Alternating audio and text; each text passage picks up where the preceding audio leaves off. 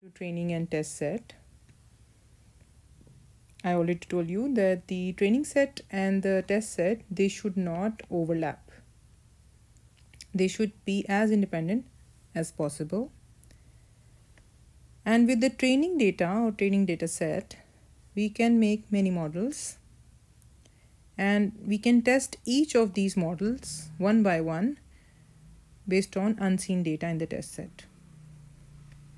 So your data is split into training and testing, and we choose the model that gives you the best performance. For example, we are going to do is randomly split your data into training and test. So there is no prior knowledge about how we are splitting the data, and we build different models. Model 1, Model 2, Model N. These are the machine learning models. For example, this is your multi-layer perceptron. This is your convolutional neural network. This is some model for logistic regression, for example, decision tree it can be. So any type of models we have, and we split our data into, give your data as input to train these different models. And whichever model gives us the best performance for the test data, we can choose that model. So this gives us the best performance. Okay. So we choose that CNN performs best on this data. So we can see here the root mean square error with different models. We can see the training and test data matches, but for this model, 8th model, we can see the error is very high. However, the training error is low, but your testing error is very high. So that means the model maybe has overfitting, and this model, 8th model, is not a good fit. So what we have studied, the test data, what should be the size? It could depend on your data. So 50 to 30% of given data, and splitting your data into training and test sets is simple and easy. But there is a disadvantage. As we studied before, that when you're going to split your data into training and test and validation, so this portion of data is not, these two portions of data, they are not included in this training data part. So this portion of your data is not used to train the model.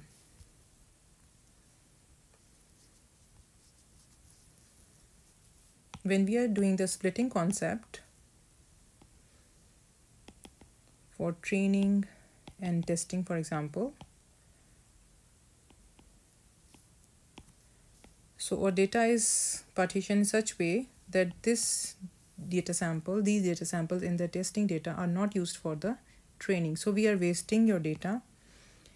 Also, when we are doing the random split without prior knowledge of structure of our data, the performance of our model on different splits could be different. For example, we saw here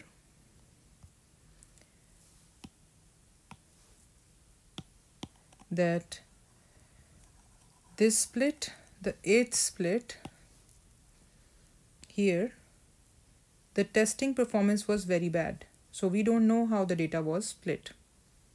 So this split is not very good. So randomly splitting the data may not be a very good option. So what other way can we do? What is the other way around this?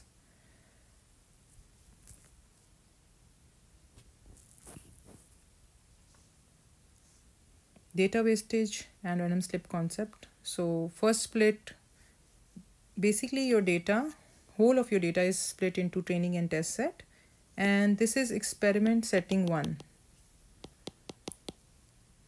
We finish this experiment setting, and then we move on to this experiment setting number 2. And then we again split the data into a different random split. But this split gives us bad performance, and this model gives us good performance. So we don't know how the data is input, how the data is structured, what is the pattern inside the data. So if we are splitting the data, for example, In the first example,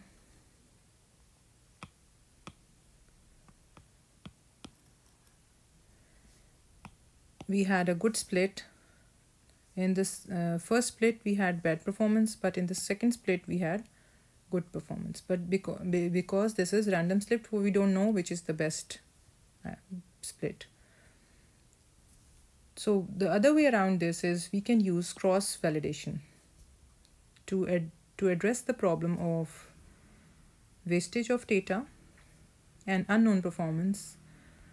In case of random splitting, we can address this issue using cross-validation. This is another way of doing it. We try to reduce the statistical variance in our performance of our model. We can use k-fold cross-validation, which is widely used. So what we actually do is we split our given data into k-folds. Each fold we say is a partition, non-repetitive partition. Your data is partitioned into k partitions or k folds, and these folds should not overlap with each other. So we have k folds. Among the k folds, k minus 1 should be used for training, and one partition will be used for testing. For example, we have 4 fold data, so 3 will be used for training and one partition or one fold will be used for testing.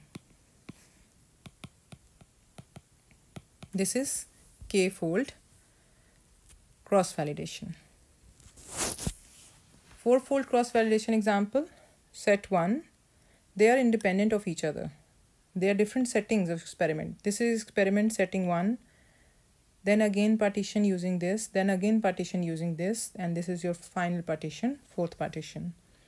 So in the first case, 1st, 2nd and 3rd fold will be part of training set, and the 4th one will be on the testing side.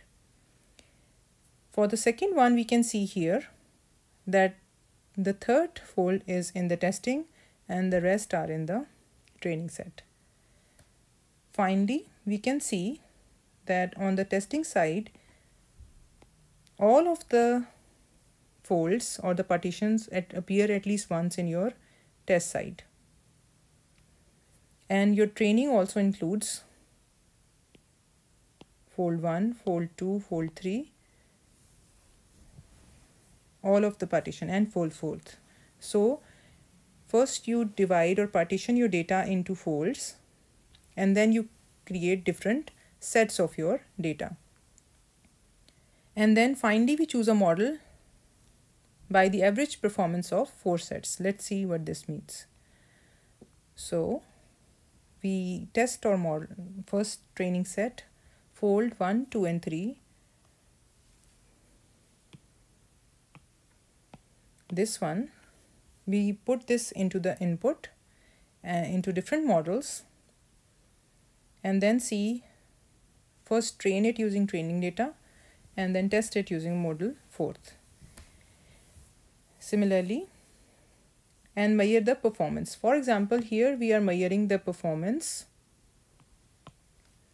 in terms of loss, or we can say error root mean squared error. So the value of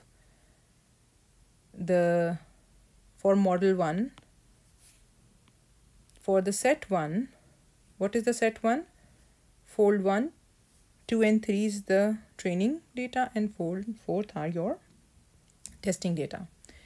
So the first model gives us performance of 3 root mean square, and the second model gives us performance of 4 root mean square, and finally the nth model gives us performance of loss of 5 root mean square. And then we take the second fold, the second set, where the first fold, the first training data, the first part is having fold 4, 1 and 2 and tested on fold 3. And this is the root mean squared error estimation. Similarly goes for the set 3, and we estimate the root mean squared for different models. And finally, our last test set, set 4, gives us performance of 4, 3, and 2. So here we estimate the average.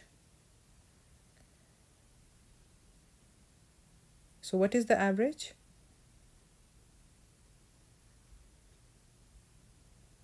(16 by 4)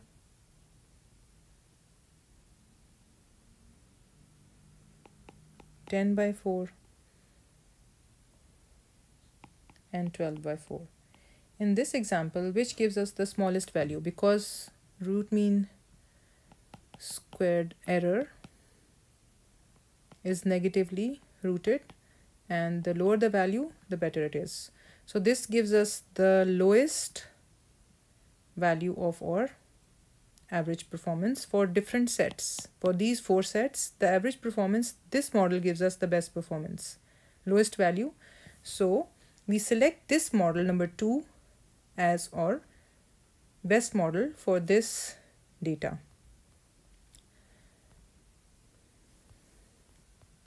So what we did was, in cross-validation, we first split our data into partitions and then make different sets.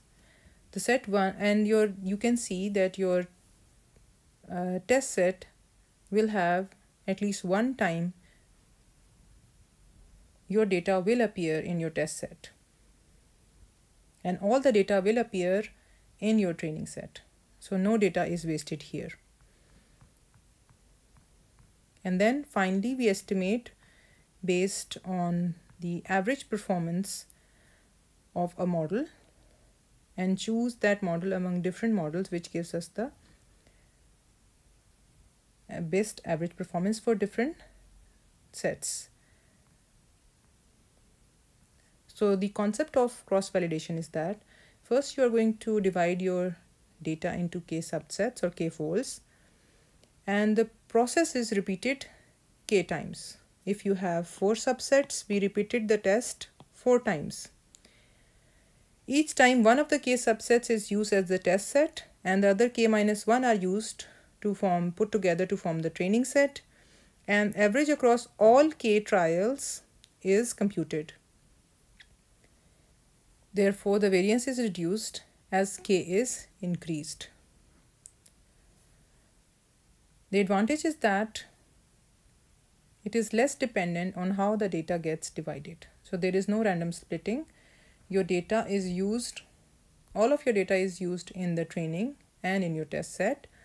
And every data point, this is an important point, that every data points get to be in the test set exactly once and gets to be trained in k-1 time sets. So every data point comes in your training and it comes in your testing. But the disadvantage, you have to do so many calculations. You have n models. And for those n models, you have 4 k-folds. You have 4 times you have to calculate, and then you have n models. So the calculation is very high. The complexity in terms of calculations become very high and consumes a lot of time. A variation of your cross-validation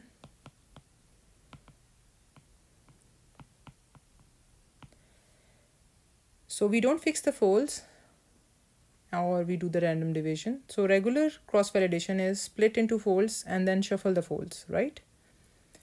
The other is we don't split into folds and randomly divide the data into tests and training set k different time.